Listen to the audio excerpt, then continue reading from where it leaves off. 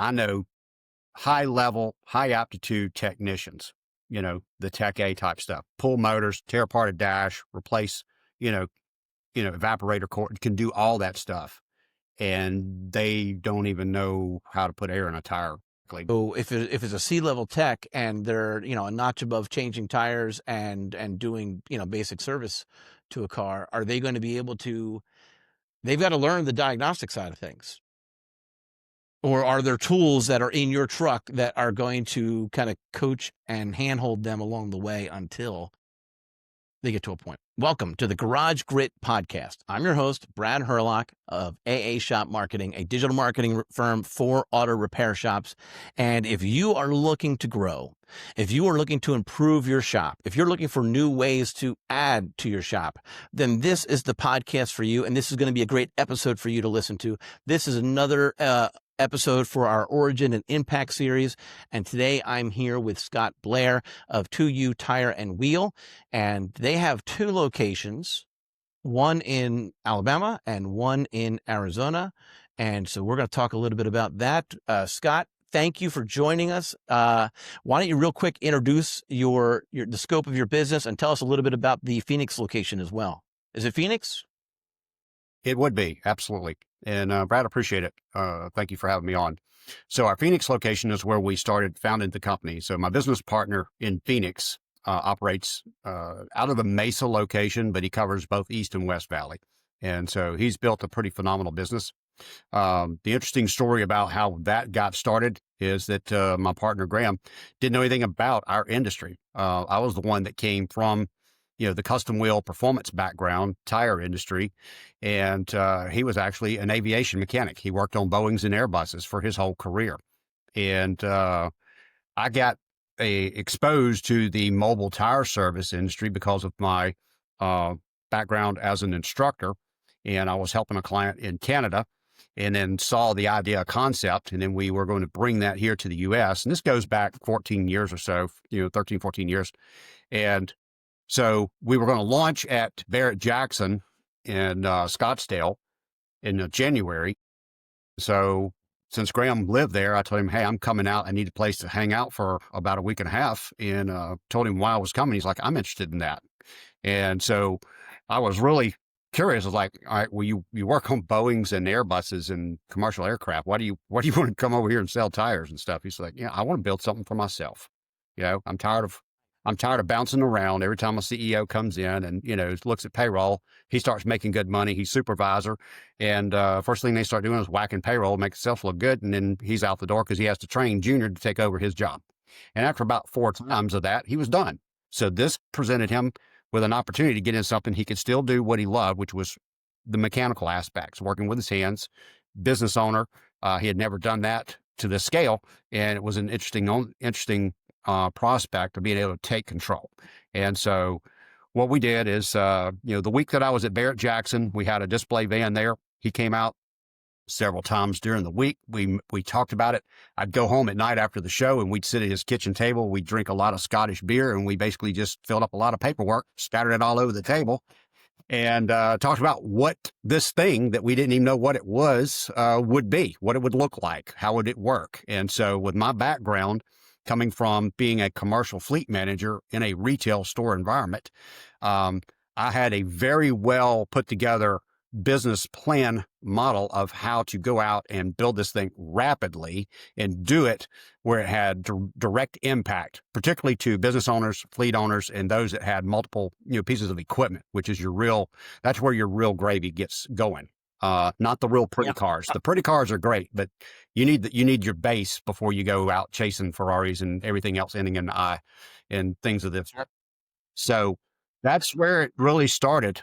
We spent the week building, designing it, thinking about it, talking about how it would work and things of this nature. And as the story goes that I like to share with everybody, his wife left town for the weekend, so we didn't have a wife there to tell us we couldn't do it, so we did it. And did it start that fast? You launched the business over a weekend?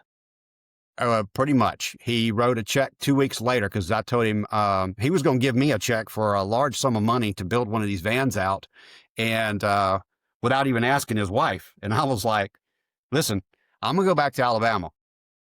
because your 98-pound wife is not going to kick my butt. I'm going to go back. You work it out with her, and you call me when she's on board, and we'll build a van. And about Nice. 2.5 weeks later, he said, we're in. The van's in Scottsdale. I'm going to get it now. And But I want to back up real quick. How did you know Graham prior to? Graham and I actually met at church. He lived here in this area where I'm at. He was working for an aviation repair company that was here in the Mobile area. And then some company opened up out in Phoenix that was looking to hire a whole bunch of people. And a lot of the people that were here applied. So they flew a person out, did interviews. He got a position with them. You know, a month later, he packed up and, hauled out to Phoenix. And so that's basically it. We didn't even know each other at that moment. We barely even talked to each other because this all happened within just a few months. But the funny thing is as I helped with a bunch of our other friends from our Sunday school class. We had to go over and pack the house up because his wife was still here getting her accounting degree, which is what my wife has. They're very similar. Our two wives are very similar in their thoughts and backgrounds. Nice. And so, and we're pretty close all in the same age. So, I was packing the guy's house up and I'm finding the most obscure stuff. I mean, I'm pulling like spear guns out of the attic and, wetsuits and aviation things. And I'm just like, who is this dude, man? So, anyway, we were all, yeah, and no lie, right? So, it was a good time in life. We had no children. We made money. It was good. We could go do what we wanted when we wanted. And so my wife and I were like, well, as soon as you guys get settled, we'll start, we want to come out because we've never been to the Southwest. And literally nice. our friendship started on airplanes. After he left. And after he left, literally after he left. I barely knew the guy before I packed up crazy crap in a U-Haul and shipped it out Arizona with his wife. That's awesome. And I love the fine lines that often bring our lives together. Right. I think about that all the time, and it's kind of fun that way. All right. So you're in Canada, you're talking to your friend Graham, you come down, you have that weekend, he's ready. And it takes his wife to a little bit of extra coaxing, but not too much. 2 weeks is not a lot of time. So that's great. So now you're back out in Scottsdale building a van. So we had the van built in Canada at that moment, and then brought it back. He flew up, brought it back around May of whatever that year was. I think 2013, something like that. Mm-hmm. So he had a schedule at work where he didn't have to go to work till 1:00, and then he worked till about 9. Now he's doing maintenance on commercial aircraft, same thing that you and I fly, getting around, right? Mm-hmm. That was what Graham did. And fun fact, I don't ever fly with him anywhere because he tells me everything going wrong with the friggin' plane when he hears things and gives gears and motors and, that should have done. No, Okay. Graham, we're not flying ever again. But essentially, he came back. He would work 1 or 2 jobs in the morning because this was all new to him. He didn't understand the equipment. He didn't understand the technical aspects of tires. He had me for his whole life. If he had a question, he just dialed me and I told him what to do. And then he'd go to a local shop and buy whatever it was. And so now he had to be the person that had to learn that. And so he spent 8 months doing this part-time. And that gave him the ability to just get out there and do some lightweight work, start to get into some of the more expensive vehicles. Cause obviously Scottsdale is a huge market for, upper end cars as well. But, the business model that I taught him was to go out and start getting into fleets. And so when the van got back, I flew out there and spent 10 days with him. And this is what I've done for clients ever since then, multiple clients all over the country. I spend 10 days with them because there's a lot to do. There's a lot to learn. Hold on. So those who are listening, they don't know the background. You refer to them as clients. And so just a point of reference, right? So Scott's he's got his own mobile tire and mobile repair from set up there in Alabama. But you also have a separate business where you are coaching and teaching people to do what you've done across the country, to build out their own mobile repair and tire repair business. All right. That So, is correct. That's and called so when you two. said clients in that situation, you weren't talking about the fleet customers for yourself. You were talking about others who are retaining fleet customers. All right. Yeah, So, getting into the business. yep. And so, uh, you were teaching Graham how to do it. How long before you started teaching others how to do it? I would say within 3 years, Okay. because this was all new. Even you have to stop and think. I mean, even right now today, no one knows to Google search or whatever a mobile service unless they're broke down and they're thinking, okay, I need roadside assistance, because we Mm. get a lot of that. And this business model is not about roadside assistance. I have to make that very clear to everyone that's getting into this, because so many of my clients that have, or even just prospects, I don't take every person that calls us, because many people are not in the right mindset, or they think it's one thing and it's something else. And I tell them they're not ready. I'll gladly tell somebody that they're not ready to do You're not this. in the And emergency not be repair responsible. business. You're not in the, you're in the concierge auto repair business, where we bring as much as possible, we bring it to you. And so how often do you come across repairs that aren't possible to do at the clients, at the customers, at the car owners Oh, garage? that's rare. That's pretty rare.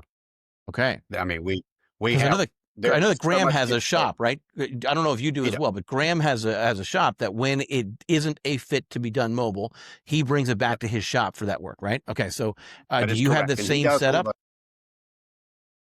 the van, yes. Now he has a very well seasoned technician that does extremely well, and very knowledgeable. Rick is really great, and they have a big box truck with a lift gate, so there is capability for him to roll a toolbox and go out in the field and do fleet work out there, if it's something that's capable of doing that. But the retail, I say retail, the shop, which we don't typically try to be on Main Street, but the retail shop is there for alignments, uh, full front end suspension, tear downs, rear axles. They do a lot of that type work. And of course, anything else that's going to require multiple days or really needs to be inside a controlled environment for safety reasons and everything else. That's the one thing that Graham has exceeded into, that I'm looking at getting into myself, because that was something that happened not by plan, but by necessity. You mentioned COVID earlier. And so Graham bought this location just 3 months before COVID started. So November of 19, he buys this existing auto repair business with employees that need payment, need to be paid. And so, 3 months later, everybody's supposed to go home. Well, he did everything he did. He kept everybody employed for a couple of years, and then the business started picking up again, to where people actually had to start working and doing things and actually functioning. And everybody starts moaning, groaning, complaining about not, working too much or having to do more of what they need to. So he just told them all to go home. Called me in just an absolute rage one day, and I was with him. I was like, I understand. I said, but let's think for this for a minute. So during that conversation, I asked him. I said, what? I said, how about your technicians? Rick's great. Rick can do everything. We can pull motors. We do all this stuff. I said, do me a favor. I said, go lock the front door and put closed to the public sign on the front door. Do it now. I said, give 90 days and let me, talk to Rick, make sure he's on board. I said, and you're going to go, basically, we're going to go out and we're going to tell every fleet customer that you have that they are priority. And let's see how that works. And by God, within 90 days, the building was full. I mean, like big motor jobs, stuff that wasn't going to be done out in the field. We're not talking like, an air intake sensor or something like that. I mean, we're talking full teardowns and stuff like that. And it's never slowed up.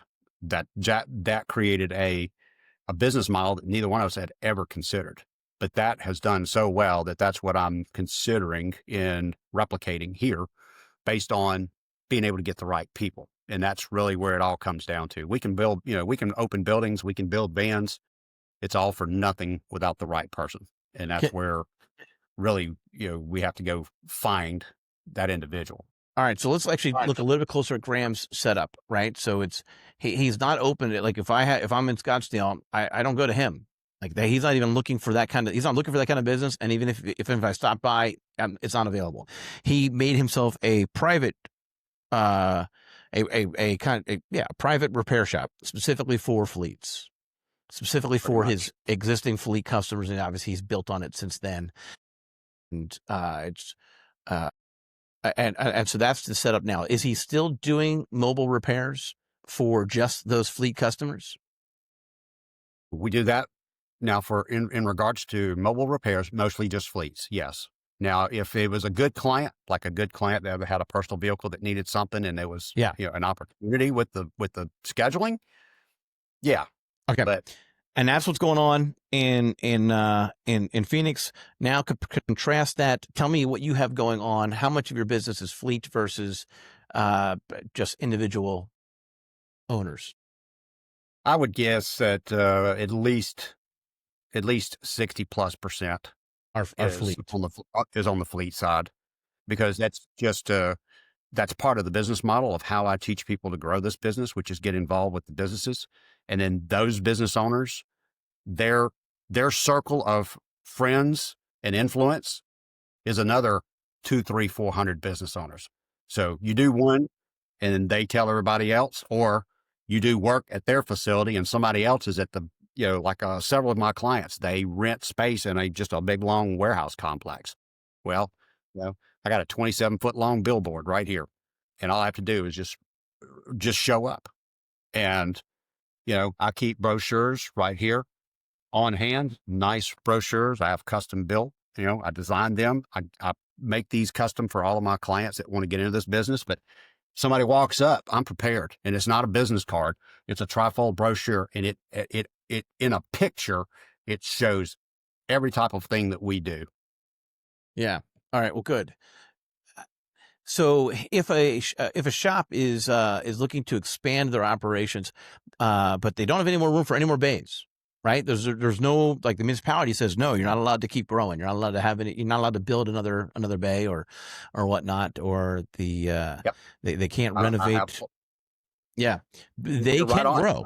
I have clients here along the Gulf Coast because we're in a hospitality driven, ecosystem, and the municipalities will have basically banned any expansion and definitely no growth in our industry. So Right. this is it. It's a common challenge, and that's actually why we have this, just so that people who are listening have a point of reference. This is being recorded in September of 2025, and on our calendar for October of 2025, we have a shop owners panel, an SOP episode coming to talk about the battles with the municipalities, battles in trying to grow the existing shop. And interestingly enough, ahead of that episode, Scott and I here are talking about a potential workaround, right? Because you can still grow without the infrastructure, or a different type of infrastructure, as you said, a 27-foot billboard with equipment on the inside. Why don't you? So you said you also have customers or clients, coaching clients who said, "Hey, I want to grow, and this is my setup." Why don't you talk a little bit about what that looks like? If I'm a 6-bay repair shop or a 4-bay repair shop, and I don't have any more ability to expand my infrastructure, my footprint, but I'm interested in increasing the number of customers I'm serving and my the shop revenue overall, what does adding a mobile department look like? Well, there's two aspects for those that have a retail store, and this is where I want to start. And then I'm not going to spend long there, but it's important because one of my clients up in the Atlanta metropolitan area that I'm going next week was multi-stores. Well, he's looked at mobile, in the past, but their business model was really comfortable for him to replicate, and so he's got multiple retail stores just scattered all around that metropolitan area. Right, no specific area, demographic, right? So there's a lot of space there. He reached out to me about a month ago because he's grown to a point now that, as a single owner, he needs processes in place to harmonize and get consistency across all of these stores. My degree is in operations and systems management, which includes things such as efficiency expert, time and motion studies, and then, of course, 32 years of doing this work. And I mean, literally doing this work. I'm not teaching from a book or something that I saw in a video. I'm out here doing it just about every day and learning something almost every day that I'm then helping everybody else to know about. So, first thing we're going to do is I'm going to look at organizing and streamlining and building a process for the retail stores. Because if your retail store is a mess, jumping into mobile is pointless, because this is a different animal. The price structure is usually different. How you attract customers is different. It's just a different beast. And so I have to consult them on what they're getting into, what's going to be required, and the type of individual that's going to be necessary to run this van. This person's got to be able to walk, talk, chew bubblegum. You've got a power system on this van that if you don't know what you're doing and you go start playing around in here, you're going to find yourself dead. We're talking some of these platforms have 300 to 400 amp hour batteries, lithium powered. I'm running 6,000 watts of inverters that powers everything, and I've got a secondary alternator on the van shooting almost 220, 240 amps back into the battery to recharge it so that it is self-sustaining. This individual needs to be able to be out there in the field and figure it out on their own. They've got to have an aptitude. There is the synergy between those two things. We got to have the process. But what does that person look like? I mean, because right now there's supposedly a technician shortage, and we actually had a shop from North Dakota come on and say, no, there's no technician shortage. There's a shortage in good owners to attract more talent. And I found that to be a really interesting perspective. But it's probably a combination of both. But let's actually just for now talk about the type of person. All right. So let's say I've got a 4-bay shop, and let's say I've got a level A mechanic. Can a level C mechanic do this job that you're doing? So let's talk about that. And I'm glad you went in that direction. The level of aptitude and skill set for what the person needs to do to run this mobile tire and custom wheel operation is not necessarily of a mechanic mindset. And I've been in this industry for 32 years. I've worked with all these type of guys. I know high level, high aptitude technicians, the tech A type stuff, pull motors, tear apart a dash, replace, evaporator core, can do all that stuff. And they don't even know how to put air in a tire correctly based on load and inflation tables that most people have never even heard of. Is social intelligence is social intelligence more important than technical intelligence in this role?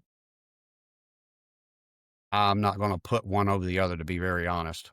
But the social intelligence is important. Like, you need to have a technician who is able to interact with customers. All right. So that's where I'm going. Now, yes. What about the diagnostic side of things? One of the things that make an A-level tech versus a C-level tech sometimes is their ability to evaluate the car and figure out what's wrong with it and figure out how to fix it. And not always, but that's often the case. So if it's a C-level tech and they're, a notch above changing tires and doing, basic service to a car, are they going to be able to? They've got to learn the diagnostic side of things. Or are there tools that are in your truck that are going to kind of coach and handhold them along the way until they get to a point?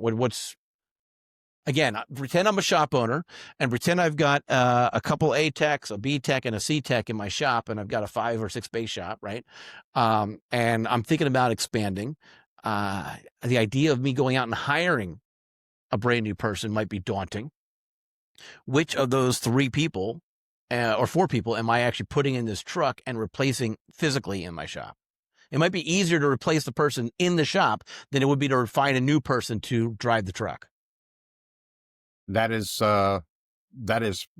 fairly accurate. Here's what I would like to do in that particular scenario. Your AV guys are going to be most likely your real serious diagnostic mechanical guys. and I'm qualifying mechanical so that you really understand the emphasis on that word, mechanical.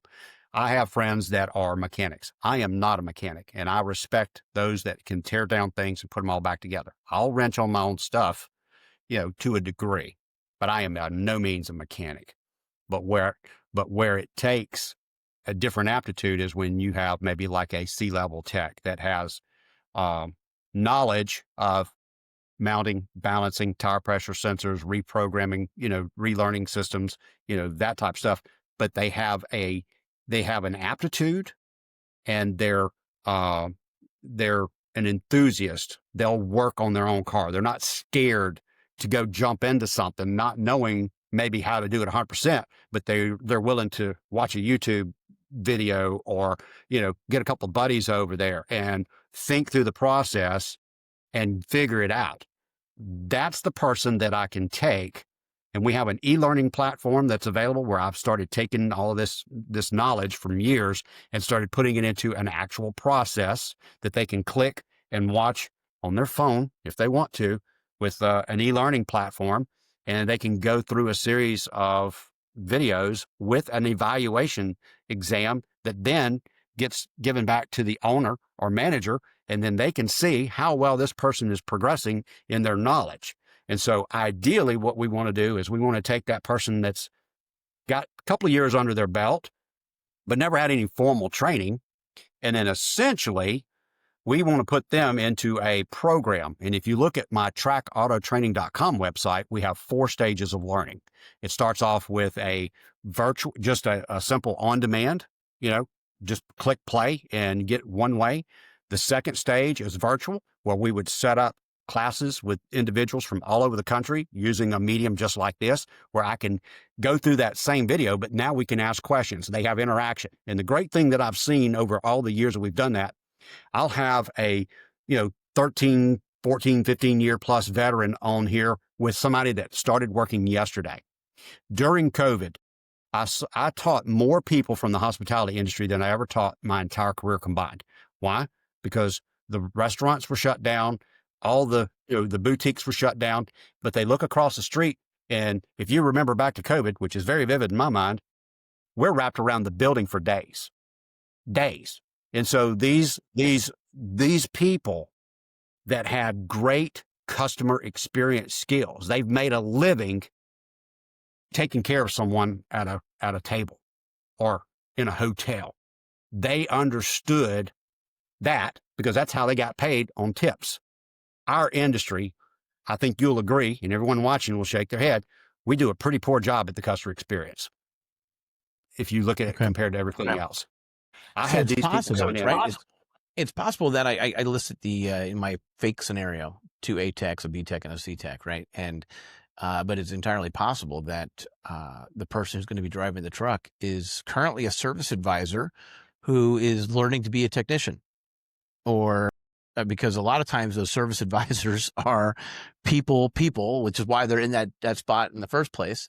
But maybe they also like to work with the tools, and they are frustrated that they don't get that kind of opportunity enough. And in your one-on-ones with them, that as you do as a shop owner, you're coming across this.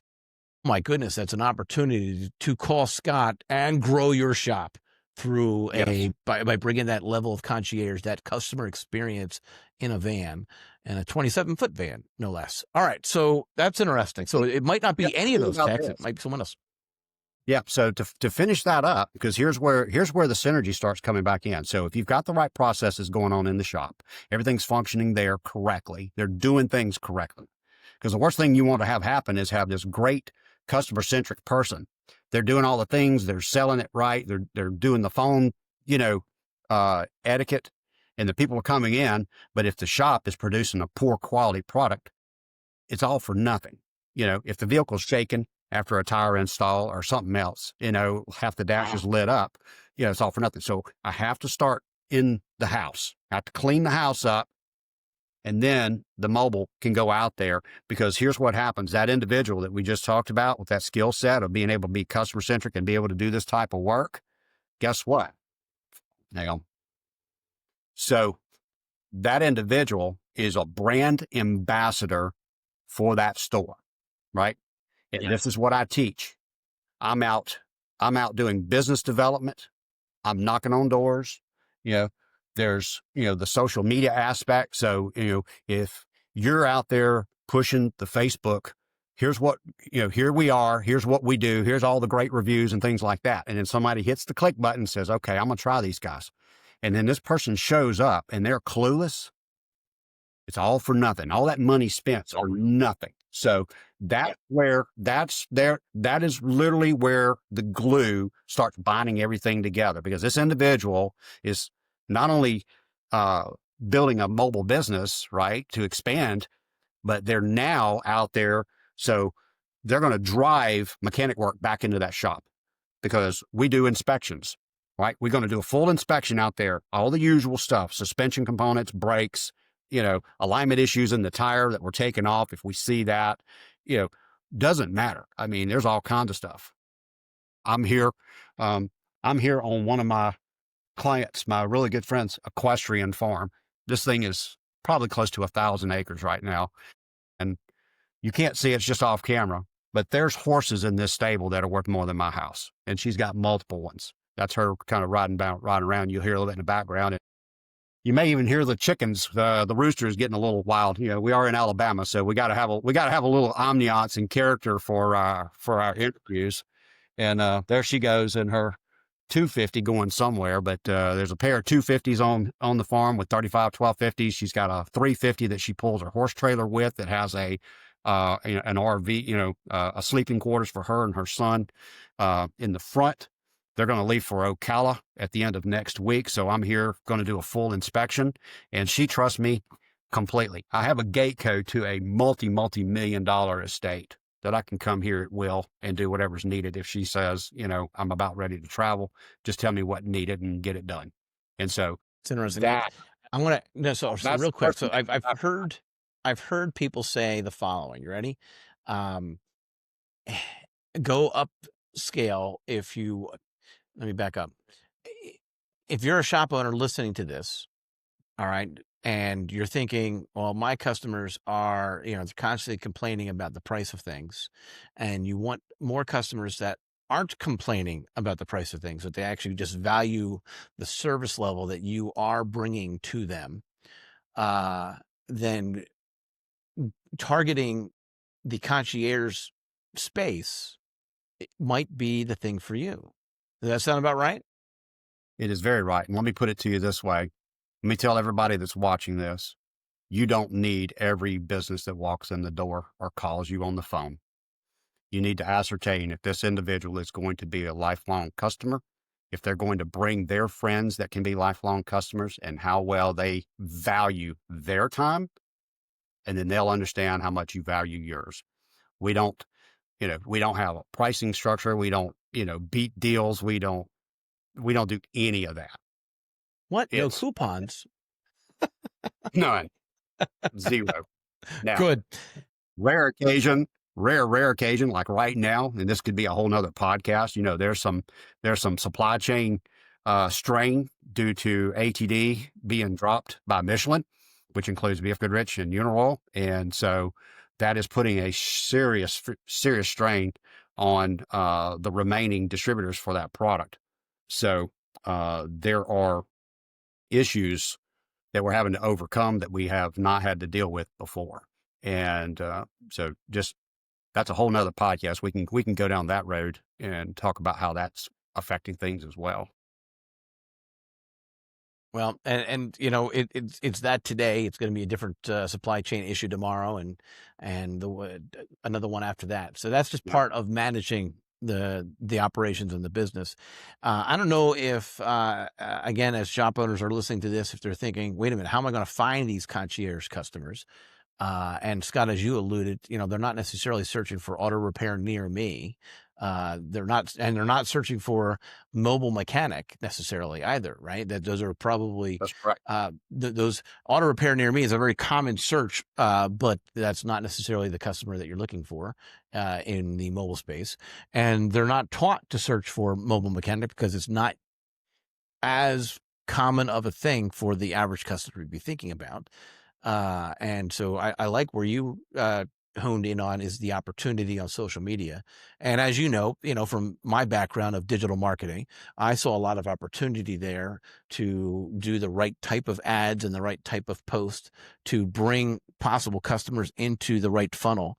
And so these are things that you don't necessarily have to worry about, right? You plug in, you get Scott as a coach, you get us as your marketing company, and you're going to hit home runs out of the park potentially. So, trying to evaluate whether or not this is right for you, it starts probably with a conversation with Scott. Because Scott, I imagine, much like you are selective with your repair customers, you're probably selective with your coaching customers too. So if I call you and I'm a complete hot mess and I can't fix you, I'm sorry. you probably have said that on occasion to That people. What is sadly is a conversation that we have to have. And, uh, you're dead on the money. I have to do what I say is going to happen in their business, and I have to apply that same mentality to the clients that I take. I don't have infinite time, and they don't have infinite time or money to throw at problems. And that's sadly, and I want to bring this up because you've segued into something that I want people to understand here. I want our audience to understand. There's a big surge from every kind of direction for getting into mobile business. And from the outside, this looks easy. It seems like, oh, I can just throw a couple pieces of used equipment in here, a generator and a compressor, and or maybe throw it in the back of a trailer.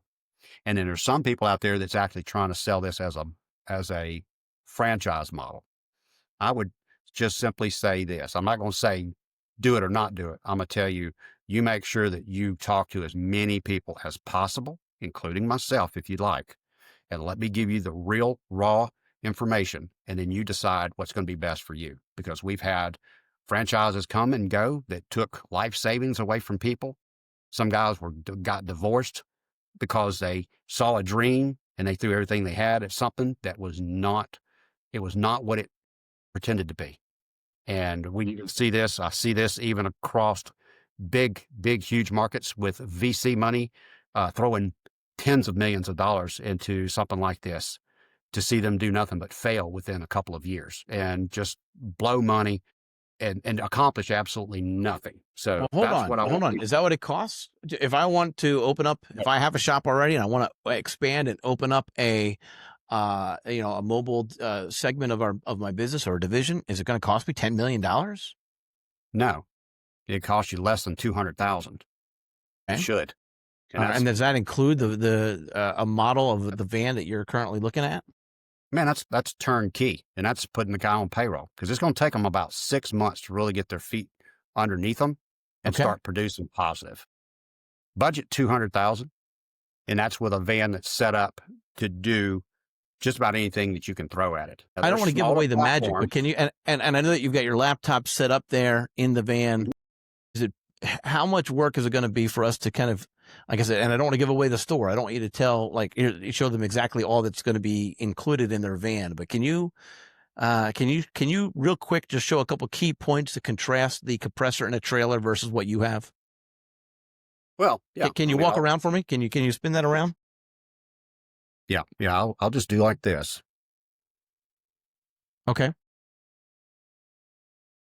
So what you're seeing is we use Corgi equipment right there. I mean, you can see it clearly. I mean, it just is what it is. But there's certain equipment that works extremely well, particularly on a system that has inverters.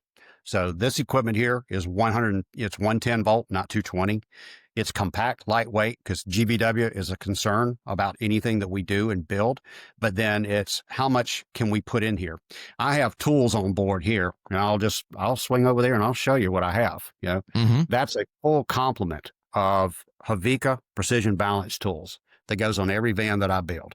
Most people have never even heard of it, or if they have, it's probably from 20-something years ago when we used to have to put the pins in an exact bolt pattern to fit the lug holes.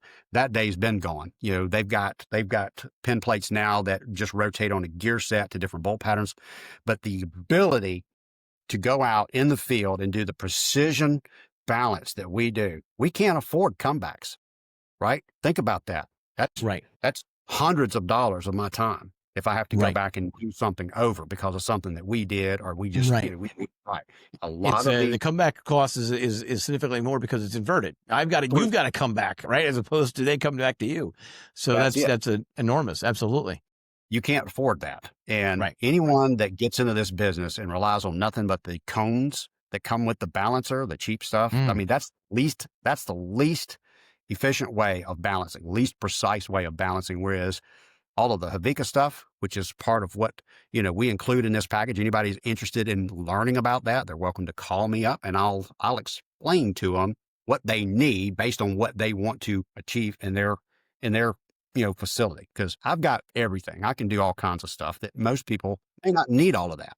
But that's the great thing, is they're in packages and then they're individual tools, and I can tailor that to what the client's needs are. And then I'm gonna show you something here real quick. So this is another product that very few people know about. I actually met the inventor of this product 2 years ago at SEMA, and I'll show it to you. It's called a cam lock from Merrick Tool. All right, I'm gonna get the camera. Trying to do it there. You can see those are actually cams. This is a socket to take lug nuts off. It was designed because of the two-piece, real cheap outer skin lug nuts that are common on Ford, Dodge, even Toyota, Nissan, many other brands.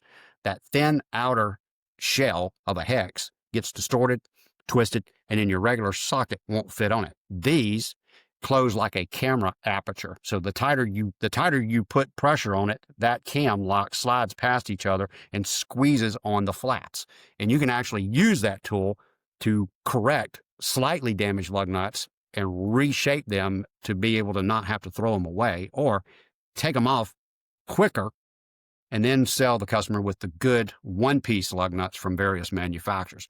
That's just one of dozens of things on here that we bring. It's not just the the big equipment, the big tire changer, the precision balancer.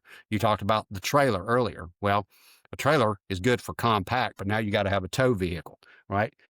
A lot of the places where I have to pull into, a trailer is now a huge liability for either damaging it or damaging something else on the property, or it may just not even fit. I go into old downtown, areas, historic district that was built when there was a horse and a buggy.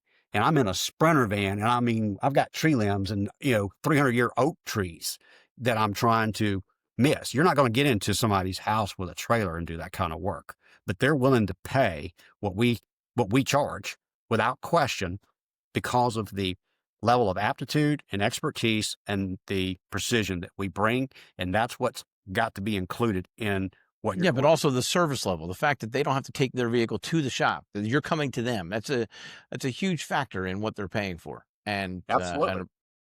Right. So, I worked on an attorney's, his wife's Porsche Cayenne last week. They were sitting on the balcony over my head talking about something or other, legal, whatever.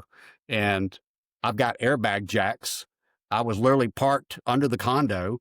The car's in the garage, and I've got the front of the car up on airbag jacks that most people don't even know exist. And that's part of what we bring to the table. And I even show people that have retail stores the types of tools that we use in our applications here in this business that can drastically improve their efficiency, safety, overall operations there in the retail store. in But the they retail just shop. Okay. they don't know this stuff. Not many of them. All right. So maybe people who are just looking to improve their retail shop should also be reaching out to you, not just the ones that are looking to add to the mobile. I don't know. Is that something you would take on, or is it just Absolutely. when people were? Oh, okay. All right. Oh, absolutely. I have a client there, again, in the, in that Atlanta metro area. I have two clients I'm going to see next week. One's already in mobile. The other one looked at it, but they want me to come in and basically create a program that is consistent. So think of this. If you're doing multi-store and you're still privately held, you haven't sold out yet, think of yourself as a franchise, like a fast food, and if you understand the branding and the consistency of the product and the type of level of service, and now that's got to go across all of your stores. You can't be, well, I'm gonna go to this store because I like those guys, or they do this, or the other one doesn't do that. You have to look at yourself as a franchise, even though it's, Mm-hmm. Personally, privately owned. And the same type of processes need to happen.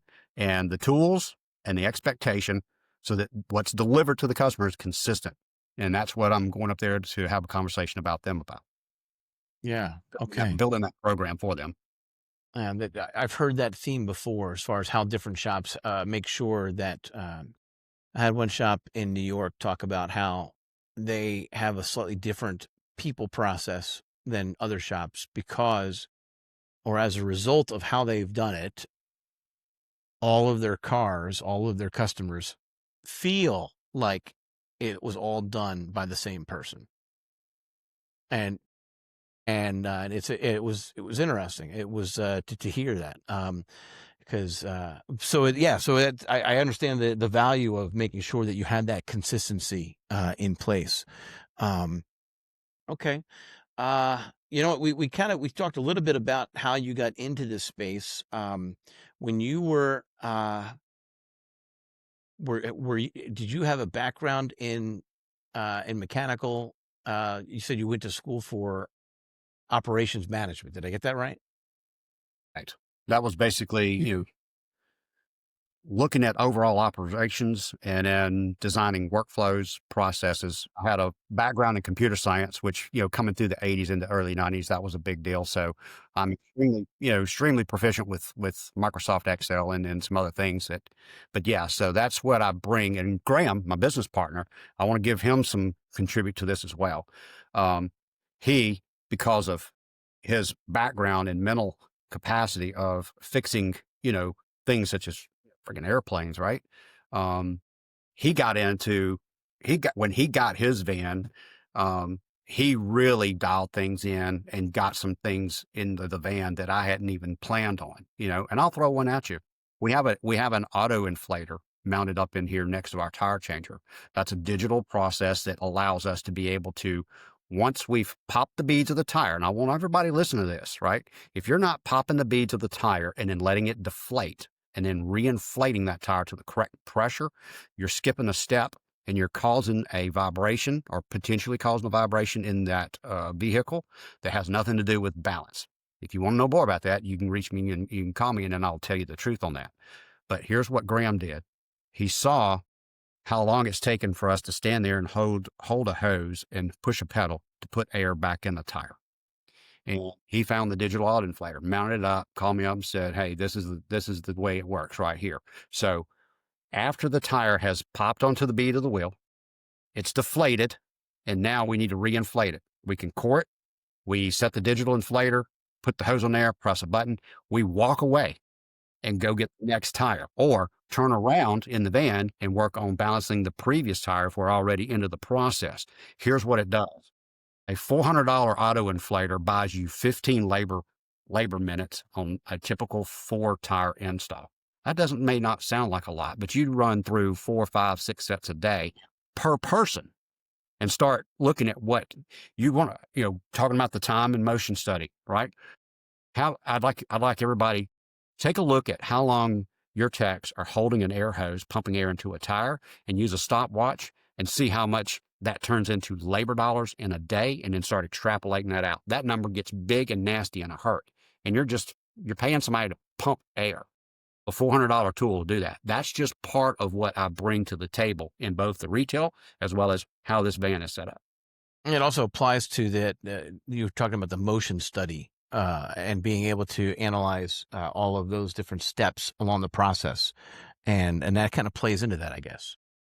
Well, take for instance, I had a client. Now, I was not there to do this type of service. I just noticed this while I was there. But the cars would come in on one side of the building to get racked and get the wheels off, but the tire equipment was on the opposite side of the building and in the back, because that's just where they put everything. And so I was talking to the technician about what does it look like for him to actually dismount, mount, get things back and forth. And it was hideous, because there's big toolboxes running down the middle center of this shop, and the poor tech is having to unrack, rack the vehicle, unload the tires, and then he's having to meander through the shop. And the funny thing he mentioned to me, he says, "Well, if there's a car on this rack and it's up in the air," because the guy was kind of short, he was only about like 5'4", he said, "I can just duck and walk underneath the car and get there a little quicker." I'm like, seriously, why don't we, and I'm thinking to myself, give me about 20 minutes and some graph paper and I'll fix this. But it's that type of stuff. Business owners are consumed with trying to just get there and just get through the day. And sometimes they're just not seeing everything. Whereas I come in from a third party, I have nothing preconceived, and I'm looking at every single motion of who's doing what, how long it's taking them to do it, where are they going. Something as simple as what is the correct tire pressure sensor service pack? All right. When I get on a job site, here's my TIA manual. It's right here in the door. I open this door and I'm already flipping through to see what service pack that I need for that particular vehicle. The service pack is sitting literally 6 inches from where I stand in this vehicle. I open a drawer, pull it out, set it aside. That goes back, and now I'm on to the next thing. Tells me my torque value, right? It's all about where is the information at. I've watched techs walk from the back of a shop to the front to get access to a computer to get this information. And if two people were on the two computers, I'm getting paid, right? Yeah. They're I don't care. Right. Hey, Right. the whole time we're sitting here burning payroll and losing productivity. So that's where all that comes into play. Does that make sense how I said that? It does. It does. And so it's about being more efficient with your process so that you can actually have more capacity. Okay.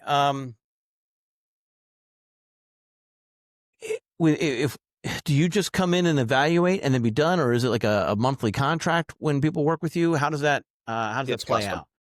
It's custom. Okay. So somebody wants to come in and just say, "Hey, listen, give me what it looks like. Help me reboot. Help me come in and make some changes. If they're a good fit for you, then you'll handle that." And so each one's a little bit different. Okay. Yeah, it's a pure consulting service that it's a individual. I could go from one store to another store that looks identical from the outside and be two different programs, two different prices. Depends on what they want to do and who they have available and what they're trying to achieve. We're at a point in life right now where so many of our, seasoned business owners are looking for an exit strategy. Their children are not taking over. M&A is just an on fire world right now. There's some big fish all trying to buy everybody up right now. And the mom and pops are dwindling rapidly. Now, if that's where you want to be and you don't have processes in place, in other words, if the facility and business won't work without the owner being there, barking orders and standing at the counter, then your business is worth used assets because there's nothing. We just talked about this. As soon as that person walks away, the business is going to go somewhere else. Whoever takes over, they might as well just start from scratch. Yeah. We just had this conversation on a on a shop owners panel in August of 2025, if my memory serves me right, that about succession planning. And this came up, making sure that if you're required to be there, then the cost of replacing you, which probably is not just one job, one position, is going to get deducted from the valuation of the shop. Right. And so have the right processes in place so that you're not required to be there and and hold everything together. Now we talked about having a shop owners panel to evaluate how to create and document those processes. Do you have any background? Like, do you help with that as well? I mean, how do you go about creating processes for absolutely everything? Sounds like a monumental task. It is a monumental task, and it requires the owner to have to buy in and be fully committed to doing something like that and understand what the costs are going to be up front. This isn't, we're going to do a little bit here, a little bit there. It's they're going to have someone that stays there. Either they have a person on hand that can take on that role and see that that the plan is executed. They're not hiring me to come in and run the place. Right. I'm giving them a playbook that someone else has got to be responsible for now taking over that, which goes to, they may have an individual that may need to find that individual. Yeah. So we talked about having a panel where we're actually how to write that playbook. If they're the owner, they're managing it, they're pulling all the pieces together. And it sounds like that's something that you could provide. You could give them a custom playbook for their particular shop. we can certainly work together on that. Like I said, it's not about us, giving them a silver bullet. We have to be able to work together and communicate and understand the vision and be on the same page. Because again, you mentioned earlier, I have limited time, and then there's only some people they want to do whatever they've done before, and they want to force me into you know doing what they've done, and it may not be it just may not be feasible. But it's going to require it requires multiple people on board with a vision, and if they want to really go down and start building something, I encourage them to look at EOS, Entrepreneurial Operating System mentality. Those are traction, the traction books. Um, Most people are not familiar with that. I am not an expert in that. I have read them, understand them. I have a friend of mine. He is an absolute, he is a foundational integrator. He has taken $1.5 million companies outside of ours, telecom, to $10 million. He now, he's done that so many times with so many companies. He now is his own company consultant, and he does that type work. So if someone interested in EOS, reach out to me and I can get you connected to someone that they can discuss what their capabilities are, or find someone that's in your area that could potentially do that. Because the people that are grasping that, concept and applying those processes and really getting onto it, they're seeing phenomenal growth in all kinds of industries. Yeah, I get that. Sometimes some of those principles are a little bit beyond a smaller shop They are. who isn't trying to become go from 800,000 a year to a $10 million operation. There are steps in between, right? But those are still great reads because it gives you kind of an insight and kind of puts your head on in the correct direction. It So does. It yeah. forces them to grow, and sometimes Hmm. grow and specifically grow beyond what they are capable of. And, it just, it's an eye-opening experience. The first time that I started writing business plans, I got my butt chewed. I mean, because I thought, I've got a college degree, I can run Excel this way and that way. I can do all these things. What are they going to do? And I walked in and sat down in front of some high-powered, investment bankers. And I mean, I'll just tell you straight, they chewed my ass. Told me exactly, how little I knew. And now that guy's one of my good friends. And the great thing is he did it with love. And I say that, so you understand, I was in front of a friendly audience, but he wasn't going to write a check just because I knew him. And that experience forced me to grow. And it was a huge, huge awakening that I needed. And I share that experience with my clients because they need to understand it too. I'm not doing this because I know the answer of everything that there is. I'm doing it because I got my butt chewed, and I had to learn to grow and get past, an ego of, I can do these things.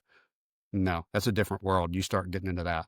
And I help them understand that so that they can then, if they want, they can write their own business plan if they're looking for, to expand in some kind of way.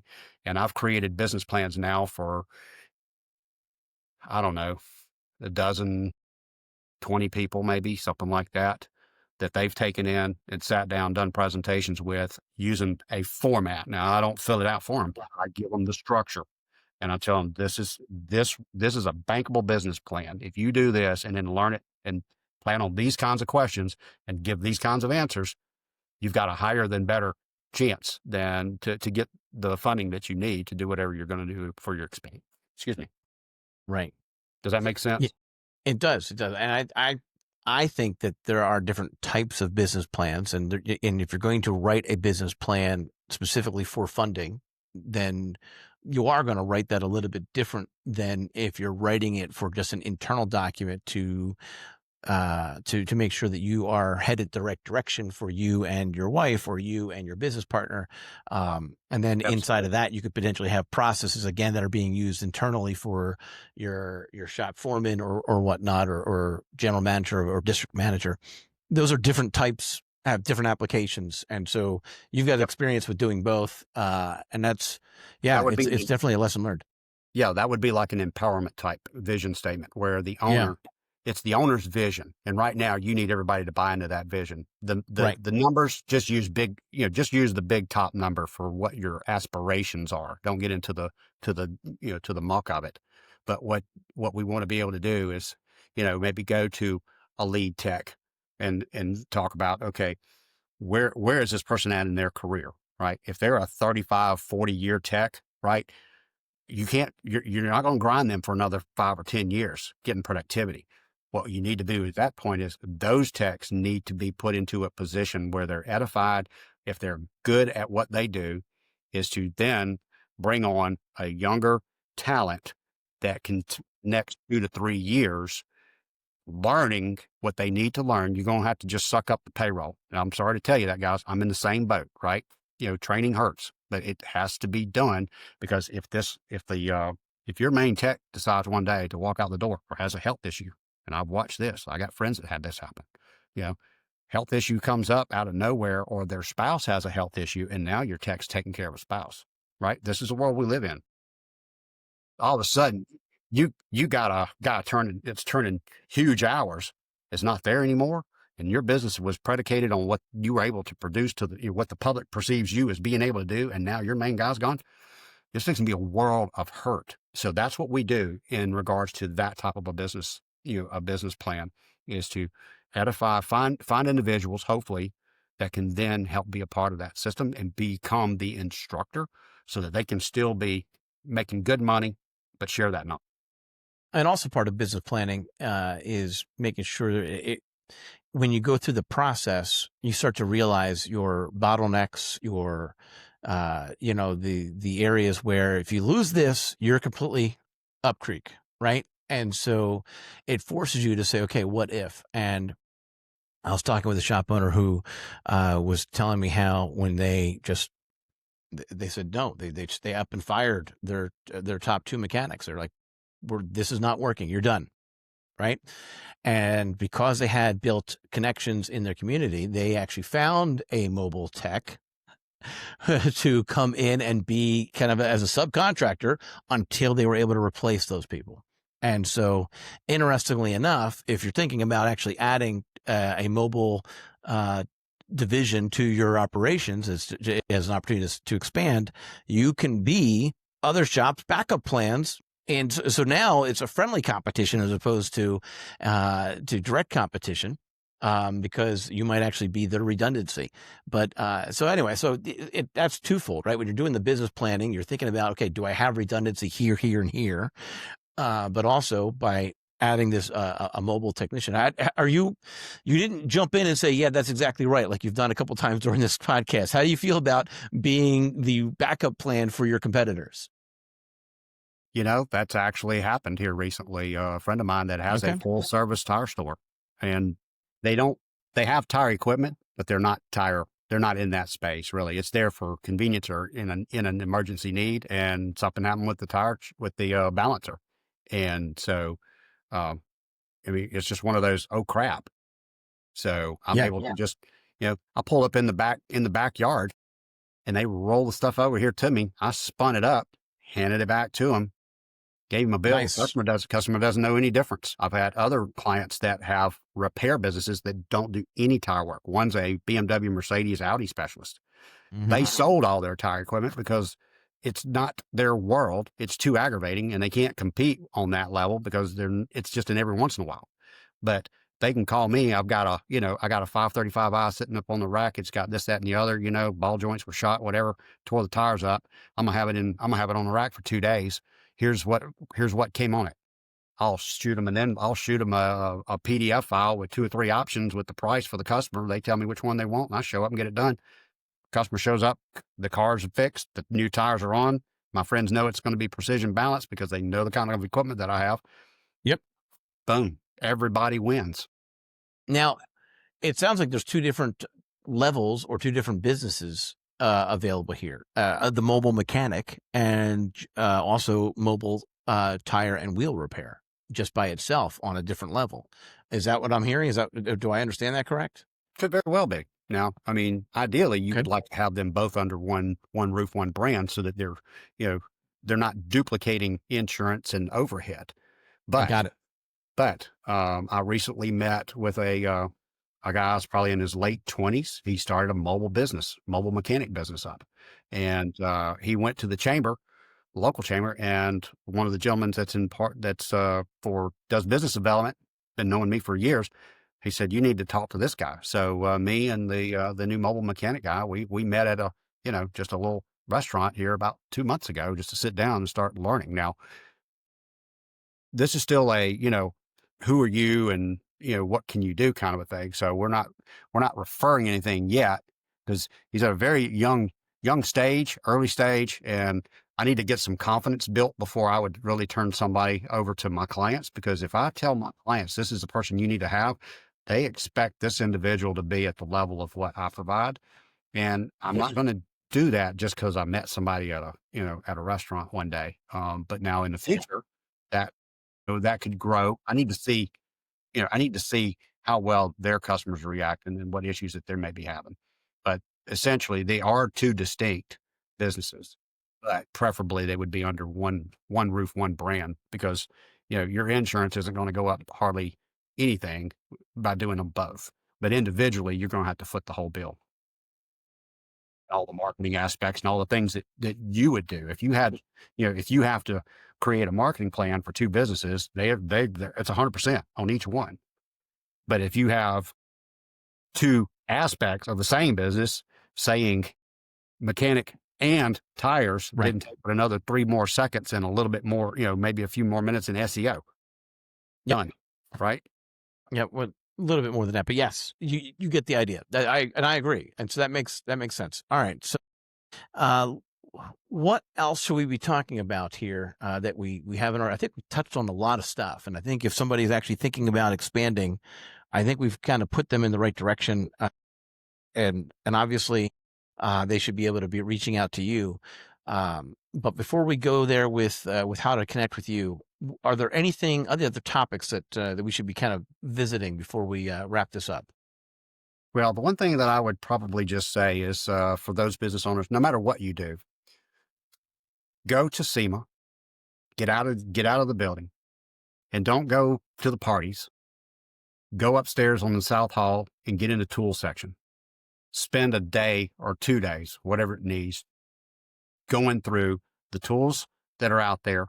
And if you offer lifts and other things of this nature, that's modification to suspensions, get in there and learn what's out there, what's available, and what products that you can offer. And I'm going to show you something here. This was completely random. I didn't even plan this, but it just happens to be here. And I'm going to show you a product. And we can install this on site. I'm going to be putting it on to a client's pest control company. It's called a Sumo Spring. It's produced and manufactured by a company called Super Springs. It's a helper spring. Now, my friends with the pest control company, they're downsizing their fleets from 3/4 ton down to half tons. Now, some of those trucks still have water tanks on there. Those half-ton trucks are getting squatted, right? And so this is a product that I've known about for 20 plus years easy. And I can install this. And what it does is it sits between the frame of the vehicle and the axle, and it allows that vehicle to stay stable. And as they add weight, either a trailer or more liquid, this product will only compress so far, and it stabilizes. It's an easy install. I've talked to you about the equestrian farm here. Every vehicle here has that product on it, because when she loads these horses up on that truck and takes them, across the state, this helps stabilize that vehicle. Learn about products that solve problems. You can't see it, but my Sprinter has a pair of cryogenically treated brake rotors with degassing slots from Centric Stop Techs, right? The first set of Bosch that came on this vehicle were toast in about 11 months, 21,000 miles. This rotor, which is stupid expensive compared to buying a $50 one at the local parts house, these rotors are, a couple $100 a piece. I'm on the fourth set of pads at 198,000 miles, and this van will stop in a heartbeat, and it will do it in a straight line. Providing your clients with a solution beyond what you've done your whole life. Sumo springs, helper springs, brakes, suspension, anything that you can go and have a competitive edge and then get on social media. You want to talk about where your social media and Facebook can rock somebody's world? I put one of these on one person's vehicle that has all friends that are driving the same types of vehicles. This equestrian world, they know every other person in this world. This is a tight-knit community. Because of this one client, I've got at least 4 or 5 more around this area that I would never in my world ever get in touch with whatsoever. This is not my world. But on this podcast, you have heard multiple times, we're not in the car business. We're in the trust business. We're in the people business, and the cars are just the way that we are making that happen. And so, and what I just heard from Scott was not only are we in this concierge people trust business, but we're also in the solution business. And so what problems or challenges are they having, and what technology is available that you can install? What products are out there that you can recommend and install to solve their problem, not just put their car back on the road and keep it running, but to actually solve a problem that they don't even know that they had potentially. That's part of this, the concierge level that we're talking about here. And so if you want to expand your shop, if you want to grow your shop, if you want to improve your shop, it might be about process. It might be about making sure that you're not burning payroll. It might be about having the right people in the right shoes in the right spots. And it also might be about, are you looking to solve problems? So that's great. I think that's a nice, neat way to then say, Scott, if people are trying to reach out to you to keep this conversation going, I'll let them know that they can actually also just jump into the Garage Grit Community Podcast on Facebook page, and you can reach out to me, and I'll pass your information along to Scott. But if they want to just research you and learn about you and contact you directly, how are they going to go about doing that, Scott? a great way is to find me on LinkedIn at Scott the Wheelman. WHEELMAN. You can also go to trackautotraining.com, or you could find me even if on my local business is 2utireal.com. That's the number 2 letter utireal.com. So if you search, you'll find me. I can't hide anymore. Okay. Good. I like that a lot. All right. So Scott, thank you so much for your time. I appreciate you and the time that you've had. And we should thank the people who have been willing to let you sit in their driveway while you're recording with the great background that you've got there. Well, I'm not exactly taking up too much space there. I mean, it's. No, I get that. Yeah, but also for this entire podcast, you weren't sitting, you were standing. So that's also been, thank you for doing that for us. I appreciate it. And so this has been an episode, another Origin and Impact series. And I'm here with Scott Blair of 2U Tire and Wheel, but also is it Track Training? I'm sorry. What was that URL? Yeah. Trackautotraining.com. Autotraining.com. So right. if you want to learn about expanding your operations, then Scott is absolutely a worthwhile connection. Go out and connect with him and reach out. So thank you for being here. And if you missed this episode and you're watching it, say, late 2026 or even later, either you just got introduced to the Garage Grit podcast and I don't know where you've been, or it was because you haven't subscribed and you weren't getting notified every time we're dropping new episodes. So why don't you make sure that you don't make that mistake again and make sure that you have hit the subscription and notification bell for future episodes, because there's always great content like there was today about people, about process, and about solutions for your shop. So thank you very much. And until the next episode.